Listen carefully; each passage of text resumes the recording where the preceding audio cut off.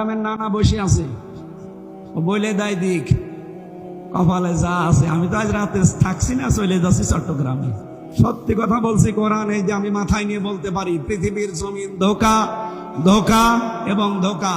এটা জেলে 3 বছর থাকার পরে আমি আরো বেশি বুঝেছি। বিশেষ করে মা বাবা, স্ত্রী, সন্তান, সবগুলো ধোঁকা। আমি আমার বর নাম নিয়েই বলছি, যেহেতু রেকর্ড হচ্ছে। ম্যাডাম আবার আজকে থাকতে দেবে তো রাতে, ছাতা যাহাই হবে। ম্যাডামও আমার জন্য ধোঁকা। ও যতই ভালোবাসুক আমাকে, কোরআন বলেছে আমাল হায়াতুদ দুনিয়া ইল্লা মাতাউল গুরুর, পৃথিবীর সব কিছু ধোঁকা। কে বলছেন? আমি এখন যদি এখনই মারা যাই, আজ রাতে ম্যাডাম আমার আর পাহারা দেবে না, বলবে 2-3 জন নিয়ে আসেন, নাই তো আমার ভয় লাগছে, জিন আসতে পারে। কথা বলছে না কেন? হয়তো 2-3 দিন পাগল হয়ে যাবে কান্নাকাটি করে, 7 দিন খাবার খেয়ে না খেয়ে কাটাবে। সন্তান আদি মা বাবা, আমারে ম্যাডাম সবই একই অবস্থা করবে। 40 দিন পরে দেখবেন যা স্বাভাবিক হয়ে যাচ্ছে। যেহেতু ওনার বয়স এখন বেশি না, আমার এখন 33, ওনার খুব বেশি হলো 26 হবে। এই জন্য ওনার মা বাবা তো আর রাখবে না। 4 মাস 10 দিন পরে দেখবেন আর একটা হামজা দেখে বিয়ে দিয়ে দেবে। কি এইটাই বাস্তবতা না? বলে নানারে জিজ্ঞাসা করেন, করবে না ওনার নাতিরে? ওইটাই করবে।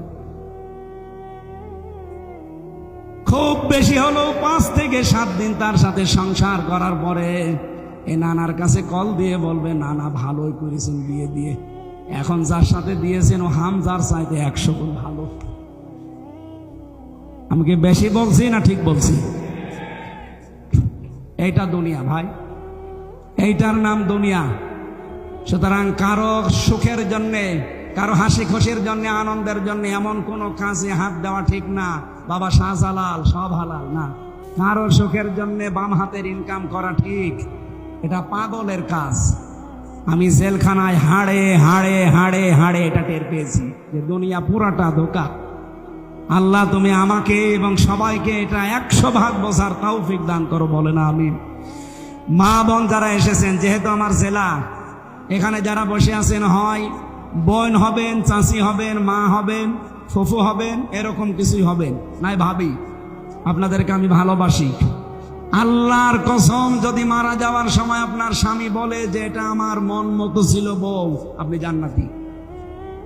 তা আমি যা বাস্তবতা দেখছি, 100 জনের 98 জন স্বামী তার বর ওপরে নারাজ। কারা কারা নারাজ আছেন হাত তোলেন তো। একজন না, এলাকা ভালো আছে আলহামদুলিল্লাহ। সম্মানিত মা বোনেরা, এটা খুব খেয়াল করে থাকবেন। খাদিজাতুল কুবরা রাদিয়াল্লাহু তাআলা আনহা জীবনে 1 ওয়াক্ত নামাজ পড়েননি, একবারও রোজা রাখেননি, একবারও হজ করেননি, 1টা টাকা যাকাত দেননি, জীবনে কোনো দিন তিনি পর্দায়ও থাকেননি। কারণ এই বিধানগুলো সব তার ইন্তেকালের পরে নাযিল হয়েছে। অথচ আল্লাহ তাকে জান্নাতে ঘর বানিয়ে জিবরাইলকে দিয়ে সুসংবাদ পাঠিয়েছেন সালাম দিয়ে। একটাই কারণ, তিনি তার স্বামীর পেছনে শ্রম দিয়েছিলেন, সব উজাড় করে দিয়েছিলেন স্বামীর জন্য। আল্লাহ মেয়েদেরকে যেন খাদিজাতুল কুবরার মতো বানিয়ে দেন, বলেন আমিন। আরো জোরে বলেন আমিন। এখানে অনেক পুরুষ মানুষ, আমি সহ বসে আছি। প্রথম 1-1.5 বছর 2 বছর হয়তো নিজের বউ ভালোই লাগে, এরপরে আর আকর্ষণ কমে যায়, ভালো লাগে না, তখন অন্যের বউ দেখলে আনন্দ লাগে। এরকম পুরুষ মানুষ নেই? এটা একটা রোগ।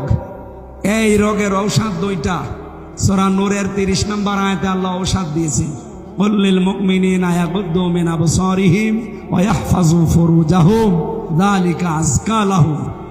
আল্লাহ বলেন, নবী আপনি মুমিন পুরুষদেরকে বলেন তারা যেন তাদের চক্ষুকে নিম্নগামী করে পরনারী দেখলে। 2 নম্বরে তাদের লজ্জাস্থান হেফাজত করে। এইটাই উত্তম পদ্ধতি, পবিত্র পদ্ধতি এইটা। আপনি 15 দিনে আমলটা করে দেখেন।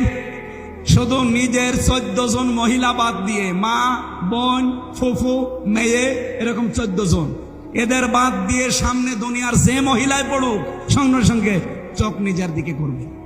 কয়দিন? মাত্র 15 দিন। বলেন বলেন। এরপরে লজ্জাস্থানের হেফাজতের জন্য যা যা করা লাগে এইটা একটু কন্ট্রোল করেন। 15 দিন পরে দেখবেন একটা অনির্বচন সুখ আপনি পাচ্ছেন। এটা টাকা দিয়ে কিনতে পাওয়া যাবে না, এই আমলের কারণে আল্লাহ দান করবে। আমি সহ যারা এখানে বসে আছি, আল্লাহ আমাদেরকে যেন এটা পালন করার এবং নিজেদের স্ত্রীর প্রতি যে দায়িত্ব কর্তব্য আছে এটা পালন করার তৌফিক দেন। আমি